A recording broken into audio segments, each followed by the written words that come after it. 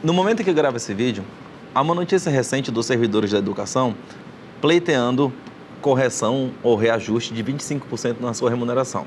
Em não havendo atendimento do Estado, há um indicativo de greve por conta de tal situação. O que nos leva à discussão a respeito da chamada revisão geral anual, prevista na Constituição. Esse é o tema de hoje.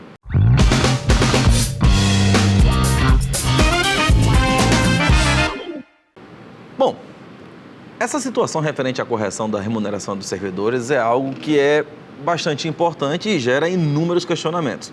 Para vocês terem uma ideia, o Supremo Tribunal Federal possui um link específico para comentários da Constituição Federal, chamada Constituição e Supremo, vou deixar o link para vocês, onde nesse ponto específico sobre revisão de servidores existem questionamentos 1000, onde diversos posicionamentos do Supremo já foram estabelecidos.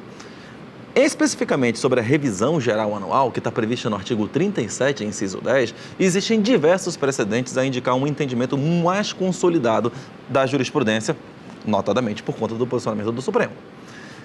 Uma coisa é muito clara, os servidores públicos precisam, conforme a Constituição, ter uma correção constante de sua remuneração para que o seu valor real não seja consumido pelos fatores decorrentes da própria corrosão da remuneração ou do valor ou da capacidade de compra. No caso, inflação seria um desses exemplos. Razão pela qual a Constituição prevê a necessidade, nesse 3710, para que se preserve o valor de compra. Tá? Então, essa capacidade é importante porque, senão, a remuneração ficaria somente com o valor nominal e não interessa o valor nominal de 10 anos atrás se não existe correção ao longo do tempo. A Constituição faz uma diferença extremamente importante. Uma coisa é a revisão que precisa acontecer, que ela é indistinta para qualquer categoria de servidor, e a outra coisa é a recomposição específica de cada categoria, os chamados reajustes que vêm a implementar a necessidade de adequações da prestação dos serviços dos servidores com o seu real efetivo significado. Então, uma coisa é a correção para a manutenção dos valores de compra ou valor do poder aquisitivo. Ou outra coisa é justamente a adequação necessária para que cada categoria possa ter especificamente o valor justo conforme a sua própria atribuição. Duas coisas completamente distintas. Mas com relação ao 3710, no Amazonas existe o seu imediato igual no artigo 109, inciso 7º da Constituição do Estado do Amazonas, que estabelece basicamente a mesma coisa. O fato é que a revisão geral anual, que precisa necessariamente ser observada pelo Estado, ela exige que hajam regulamentações legislativas infraconstitucionais. No caso da União, já existe através da legislação número 10.331 de 2001, que já estabelece a necessidade de observação pela Administração Pública Federal de índices que mantenham essa preservação do valor de compra. Ponto. Só que uma coisa que não pode acontecer é uma legislação genérica que estabeleça valores de forma aleatória ou mesmo específica, fixada em qualquer indicador. A discussão deve acontecer anualmente, é o que o Supremo Tribunal Federal entende. E a outra coisa é que a discussão tem que ser isonômica. E é isso aí que já acontece um grande problema. Vamos deixar isso para daqui a pouquinho. Porque um dos fatos é que, de uma forma ou de outra, havendo revisão, recomposição ou qualquer outra situação que valha mais especial para a revisão geral anual, tem que se observar o que fala a Lei de Responsabilidade Fiscal e a determinação constitucional prevista no artigo 169, parágrafo 1º, que exige que qualquer revisão, ou mesmo recomposição, mas falando da revisão, tem que ter previsão orçamentária, tanto na lei orçamentária quanto na LDO.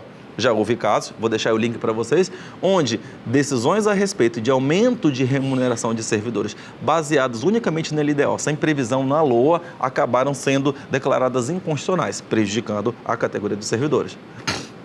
Então, é necessário que as previsões a respeito de remuneração estejam previstas orçamentariamente, mas existe um fator importante ainda. É que o artigo 169, parágrafo 1º, determina que haja observância, obviamente, aos limites que existam na própria legislação complementar que trata disso, ou seja, a Lei de Responsabilidade Fiscal. E esta lei determina muito claramente que tanto a União, quanto aos estados, quanto ao município, se haja observância dos chamados limites de gasto com o pessoal. No caso da União, para 50% e dos estados e municípios para 60% para cada um da receita corrente líquida. Em havendo a aproximação do Estado ou do município desses limites, ou seja, de acordo com a lei de responsabilidade fiscal, chegando a 95% desse percentual original, no caso do estado do Amazonas, 95% dos 60%, se entra no chamado limite prudencial, que impede a administração pública de fazer qualquer correção salarial que seja, salvo, exceto, da própria revisão geranual.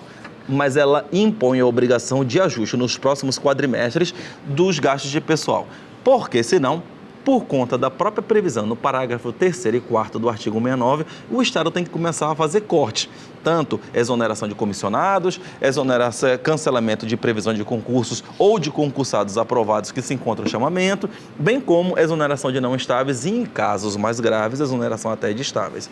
Então, se algo tão mais forte quanto as exonerações pode acontecer, a adequação das revisões ela tem que estar presente também. Mas, a rigor, não existe impossibilidade de se haver correções, desde que se haja as adequações a posteriori. A grande questão, e essa é a problemática que se traz ao exemplo local, é que o parâmetro referente à isonomia é essencial. E a discussão recente a respeito da correção da categoria dos professores chama atenção para isso. Por quê? Porque os professores, de acordo com dados do próprio Sintean, representam um quantitativo de em torno de 26 mil servidores. Professores, não me perdoem, servidores da educação. 26 mil servidores. No universo, de acordo com dados do Amazonas, de em torno de 70 mil servidores. A preocupação constitucional, e existem diversos precedentes no Supremo, é que a correção que possa acontecer para uma categoria tem que acontecer em moldes isonômicos para outra. Então, isso implica numa necessidade de observância que não possa dar desprivilégio nessa questão referente à correção para todos os demais. O problema é que isso representa, às vezes, um grande descompasso em caso, dado que algumas categorias conseguem demonstrar mais força do que outras e aquelas que acabam não tendo essa representação, acabam ficando, às vezes, no final da fila. O que representa, que quer que não, de acordo com uma análise do Supremo, uma inconstitucionalidade.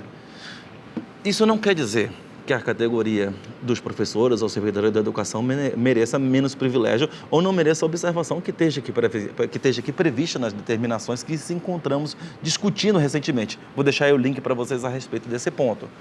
Até porque, professor eu sou, professor meu pai é, e professores todos nós somos, mas especificamente para quem está na linha de frente, tratando da educação de todos nós, e eu sou moldado na escola pública, entende bem qual é o valor que se precisa de dar em investimento para quem precisa estar atendendo e formando a nossa própria nação. Mas a problemática talvez é um pouco mais ampla. Haja vista que todas as demais funções de Estado, elas são importantes. Recentemente fomos procurados por servidores